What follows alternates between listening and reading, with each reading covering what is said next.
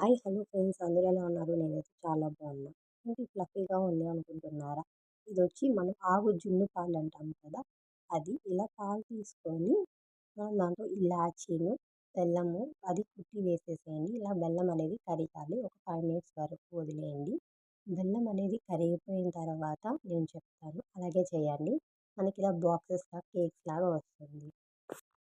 First మనం pan పెట్టుకొని ప్యాన్లో కొద్దిగా వాటర్ వేసుకొని ఇలా జున్ను పాలు అనేది ఒక దీంట్లో పోసుకొని మీడియం ఫ్లేమ్లో మనం ఇలా మూత అనేది పెట్టేసేయాలి. ఇలా మనం హాఫ్ అన్ అవర్ వరకు మనం దీన్ని కలపెట్టకుండా అలాగే వదిలేసేయండి.